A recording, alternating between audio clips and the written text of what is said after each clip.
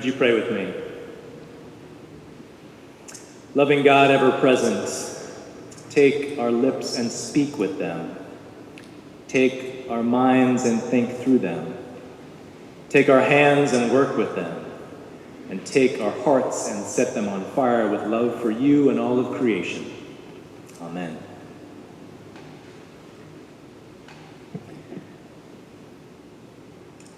I stand on the shoreline. I bend down to touch the temperature of the water, and it is just right. A single whistle blows, announcing open swim time, and my body jumps without hesitation. The clean, spring-fed waters immediately cool my overly heated mid-July in New Hampshire 10-year-old boyhood self as I plunge in. And the ensuing swim is divine. Anyone else been there? But all too soon comes the dreaded double whistle, followed by the annoying command, buddy up. The magic is broken, the spell ends, my peaceful swim interrupted by the mandated need to immediately go and find my swim partner and buddy up by clasping hands and raising them over our treading water selves. The number of pairs then counted by those tasked with life-saving on the shore.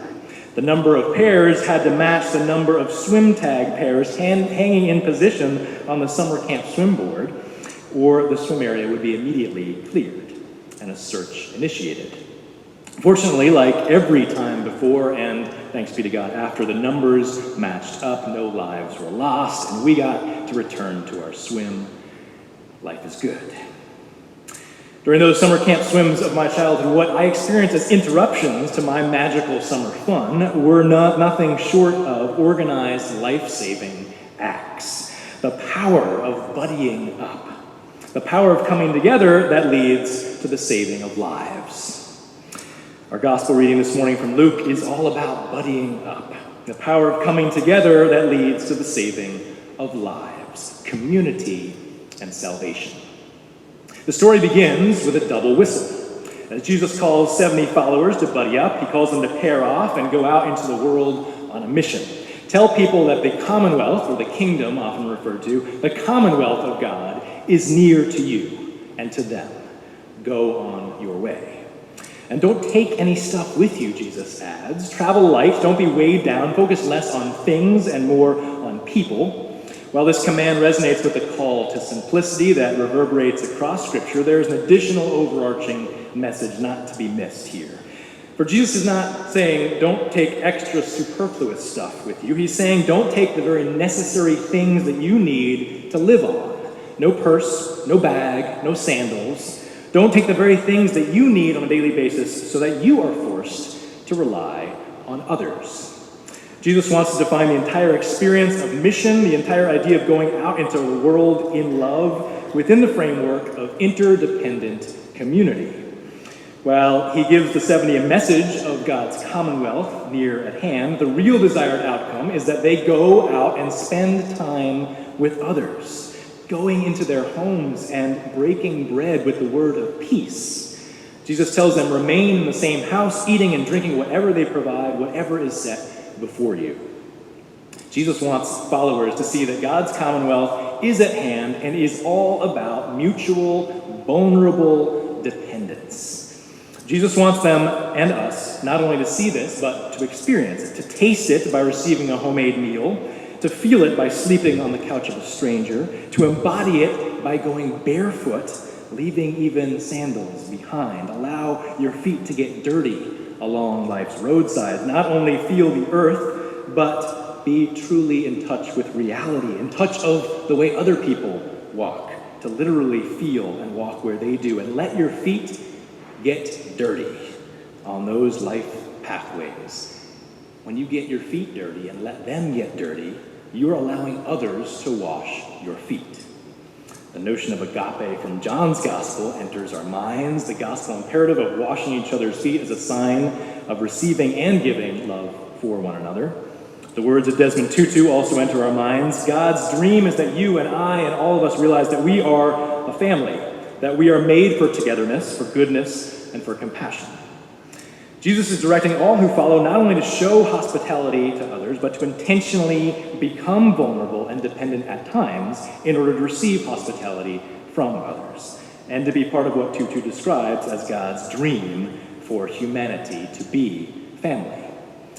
For out of this hospitality, life is sustained. The followers of Jesus are fed and sheltered by strangers, and in turn are given powers to heal those in need. Hospitality, notice, like its shared etymological root, hospital, becomes the forum for life-saving transformation. Buddy up, and lives will be saved. 3 weeks ago, I had the privilege of helping to lead this year's Eco Stewards program in Seattle, a wonderful group of inspiring young adults gathered together in the Pacific Northwest. And one of the core concepts of this program is to bring folks in their 20s together into a particular watershed around our country to be hosted by those in that area who are living at the nexus of faith and the environment. Our place-based education model deeply relies on hosts and hospitality. Churches open up their fellowship halls and kitchens for us. People open up their schedules to meet with us and share their stories. And time after time in these encounters, in these places of hospitality, life-giving transformation rises up. If not directly life-saving, life-sustaining experiences come to us. I'm sure many of you who have ever been in a different place, whether it be a different country like Nicaragua, whether it be a different block or a different family or community setting, you have experienced what we're talking about here, the receiving of other people's hospitality, and in so doing, a taste of the love of God. Our theme this year in Seattle is Creativity and Power, a chapter heading taken from Pope Francis's recent encyclical on climate justice and the poor. And each morning we use this encyclical as our devotional guide to give us a theological lens to direct our gaze each day during our experiential education. Our focus was on how communities are rising up to speak truth to power in beautiful, creative ways, organizing against climate change. One life-giving encounter was with an artful activist who was the one largely behind the kayaktivism for climate justice in the Pacific Northwest. Bill Moyer, founder and director of the Backbone campaign, has been helping people get into kayaks, learn how to use them, and to gather in large nonviolent actions of resistance against large fossil fuel companies such as Shell, which decided to try to renew drilling efforts for oil in the Arctic. Bill generously hosted us for several hours on Vashon Island, where he has a warehouse filled with wild artistic projects that have shown up across our country at various social change rallies and protests. Most of the materials of the Backbone campaign, of course, are fully recyclable and reusable. Before getting to his main point, Bill wisely waxed on with us for some time about a pre-July 4th message about a radical re-reading of the Declaration of Independence. We, the corporations, he went on, reminding us of how the original speaks about unalienable rights endowed by the Creator for the people, not for corporations, and selfish corporate interests. A timely reminder of us as we are poised on the 4th of July, a day, we remind ourselves, that should not be called Independence Day, but Interdependence Day, to remind ourselves that there is no such thing as freedom and justice for one until there is freedom and justice for all. Getting back to Bill, he returned to, after speaking about Calvin Ignatius, tree climbing and fatherhood, an idea that is central to the message of today's gospel, that we are in a spiritual struggle that is to be fought with love. He showed us then powerful photos of hundreds of kayaks buddying up together in front of huge oil tankers on the water, with banners they held aloft in large letters attached to kayak paddles saying, "Love wins. Love wins." This is the same message, of course, that Pope Francis had been guiding us through his words that very morning, telling us that we are all made for love. It is, of course, the anthem of the LGBTQ movement, of course, that connects our hearts beyond ourselves and connected us in Seattle to what is happening in Orlando and here in Boston. Love wins is, of course, also the core message of Jesus and our story in today's gospel. In the face of major forces bent on extraction, destruction, violence, and profit, the message of nonviolent love remains our highest calling.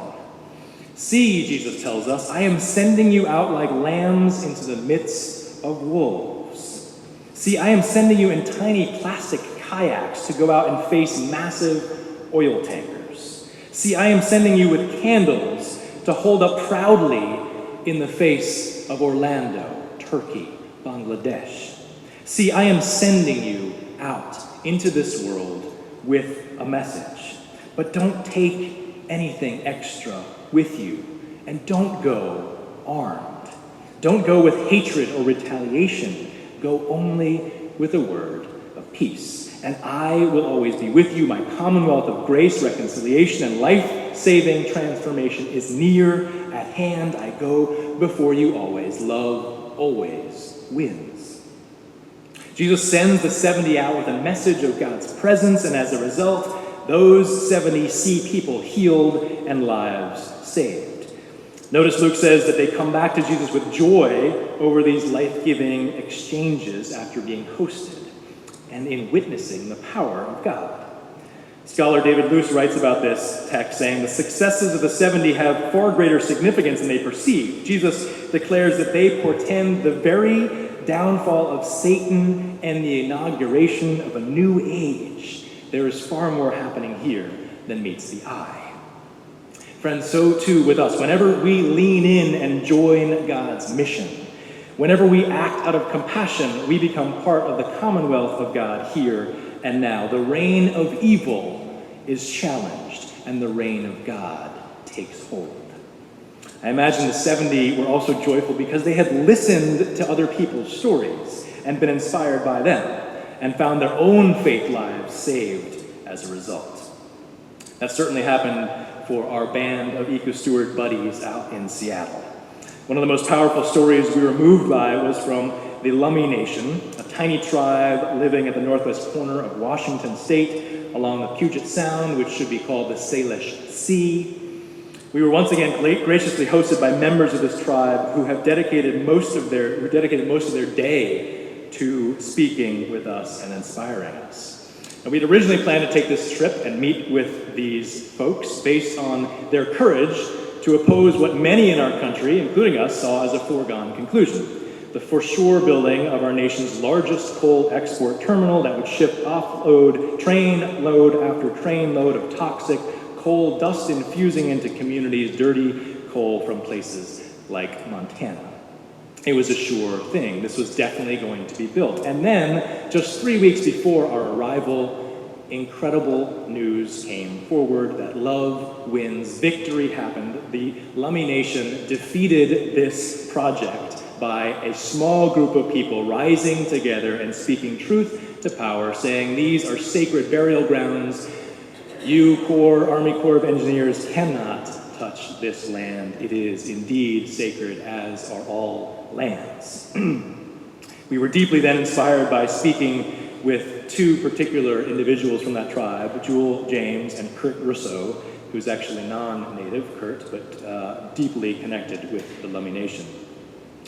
They shared with us incredible words of encouragement. They said to us, a group of folks from all over the country, very few of us, if any, having stood before major powers, speaking truth to power in such courageous ways as them. And they said to each of us, you each have a gift, you each have a voice. You are to be reminded of that Wendell Berry quote, that you are all present-day saberlings. Present-day saberlings. Now, when I first heard this, I thought the word save, S-A-V-E, we are called to save the present day from destruction, from hatred. But our own Kathleen reminded us that he was probably saying savor, as in to savor, to take in the present. I think we can use both in that way, that we are called to be present-day saberlings, to remember the joy of this moment, to be present in it, for the future never comes, it is always the now. The commonwealth of God is here among us. After we left the Lummi Nation, just a week after, we received an email letter to us, which was profound, and I wanted to read a few lines from that to inspire all of us this morning. It came from Kurt and from Jewel. who, by the way, are world-famous rock stars. These are incredible activists in the world right now, and they took time and more time to write us a personal letter. They wrote, "It came to us this morning that the thought to write you, and by this way of a letter, to thank you for coming to the Lummi Nation at this historical moment. You are and will remain an inspiration." He's talking to the eco-stewards. "Because of people like you, your spirit, your compassion, your energy, and your mindfulness of the beauty of this good earth, the future is in good hands. We hope we conveyed you the significance and the magnitude of the recent decision by the Corps of Engineers in Seattle to deny the permit for the proposed terminal at Quickshean. Cherry Point was the name of it that we call it. You were here at the beginning of that campaign. But while we were on that beach, one of your stewards asked, 'How do you keep hope alive?' Perhaps this steward was thinking of the climate realities, or perhaps it was because this day that person who was born had been born and only had seen endless war, where terror, not compassion or kindness, is an everyday headline. I hardly knew how to respond to the question. Some might say hope is an act of faith, and that for those in whose hearts faith and hope is entrusted by the Creator, hopelessness is not an option. But what I did manage to say to that steward was to ask that they strive to become the person they want to meet. Be that person that inspires and sustains hope in others, and be in the company of inspired people to help nurture that faith and hope. They are all around us. Your prayers," they wrote, "are so important to us and to the sacredness of creation. In that spirit, we say to each of you some words of hope from the psalmist in the Bible. God will keep you under wings and cover you with feathers. God will give angels charge over you and keep you in all safety always. Hikshe, thank you. Jewel and Kurt." It's important for me to note that both Jewel and Kurt and Bill Moyer all are people that would not call themselves Christians. Deeply spiritual individuals, but people who have actually been burned by the church and its mission and its history in the past. So in this buddying up, in our going and listening and being hosted by them, they unexpectedly were inspired by the faith of these young people who care about not only the earth, but God. Friends, that is part of our call as people of faith, to go out, to buddy up, to continue to come together, to go out together so we can share people's stories, that communities are valued more than commerce, that interdependence is more important than independence. So I stood again at that shoreline and bent down to sample the water's temperature. It was still just right. But this time I did not jump in, as the temperature was appropriately Pacific Northwest Washington cold, Salish Sea cold. But I was gathered there with many buddies after just being inspired by Jewel and Kurt on the shores of Cherry Point. And we looked out over that sea, taking some moments to be in prayer together, prayers of reconciliation, asking for God's peace, for the ways even Christianity has been used in the wrong ways in mission in the past. But also prayers of deep gratitude for the gifts that we are all given to be about powerful change and powerful peace in the future. We pray that this is my song, O God of all the nations, a song of peace for my land and for all. This is our home, the countries where our hearts are. Amen.